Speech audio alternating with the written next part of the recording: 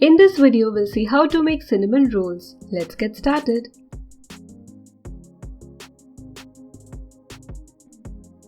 First you need some warm milk. So here I've got half cup milk.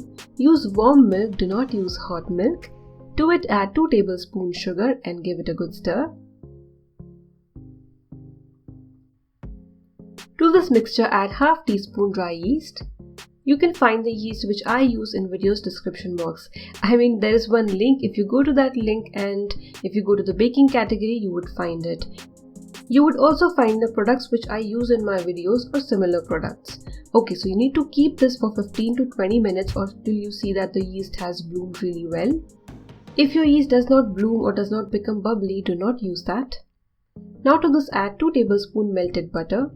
Make sure that the melted butter is not very hot. If it's warm, it's okay, but do not add hot butter. Now add 3/4 cup all-purpose flour or maida. Give it a good mix and you need to stretch and pull this dough for a good 10 to 15 minutes. Now you need to add more maida, so add 1/4 cup. When you mix everything and if you find it's getting difficult for you to handle the dough, put some oil or apply some oil to your hands and handle the dough. You need to bring it all together like this.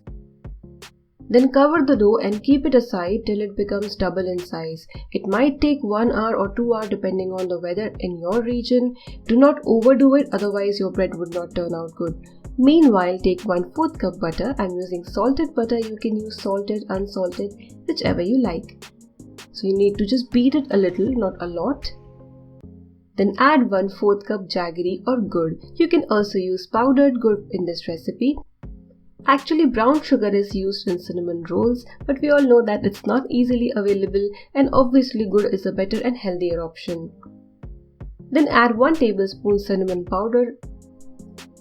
To make cinnamon powder at home, just take some dalchini, that is cinnamon, put it in your mixer grinder jar and grind it to a fine powder. This mixture is ready. Let's get back to the dough. Deflate the dough and again knead it for 1 to 2 minutes.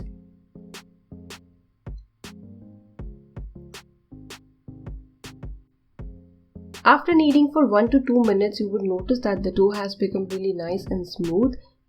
Next step is to roll the dough. So take your baler or rolling pin. Before that, you can flatten the dough with your fingers and then use your rolling pin.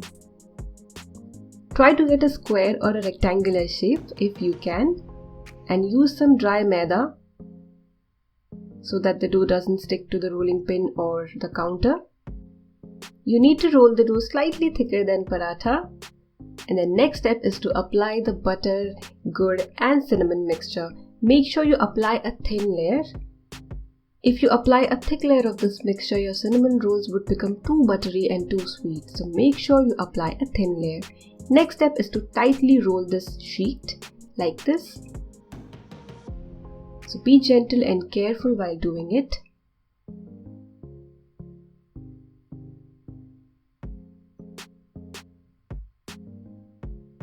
And at the end you need to pinch it like this so that this dough doesn't open.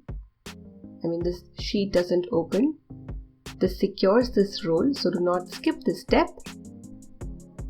Next step is to divide this roll into smaller portions using a thread. If you use a knife, you would end up squishing this roll. Dividing a roll using a thread like this is an old technique. Well, I'm talking about papads here. How many of you know that urad dal papad, the roll of urad dal papad is cut in the same way? At least I have seen it happening in my hometown, in my nanny's place. This is how the ladies, the women used to cut the papad dough. Let me know in the comment section if you have already seen this or have been using it to make urad dal papad. Okay, next step is to bake the cinnamon rolls. So here I've got a baking tray. You can use your cake mold. For this recipe, you can use 7-inch or 6.5-inch cake tin.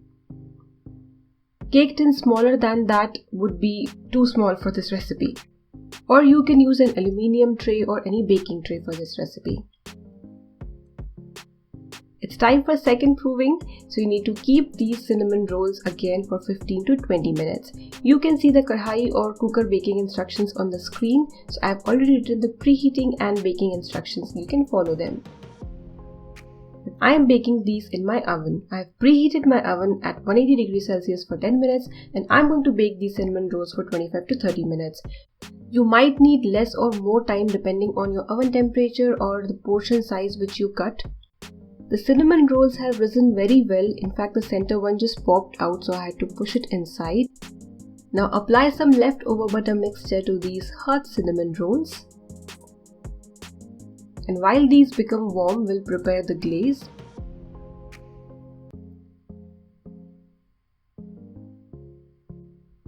To make the glaze, here I've got 6 tablespoons icing sugar,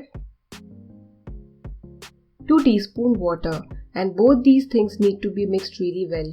If you do not have icing sugar, take your regular sugar, powder it in your mixer grinder jar, a very fine powder, then take a muslin cloth and sift this.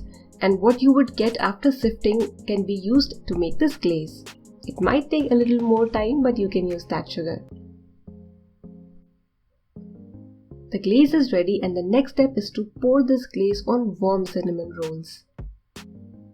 This looks so delicious. I'm not adding a lot of glaze because that would make the cinnamon rolls very sweet. Spread the glaze evenly like this and then serve these super soft, buttery, warm cinnamon rolls right away. Give this recipe a try and enjoy!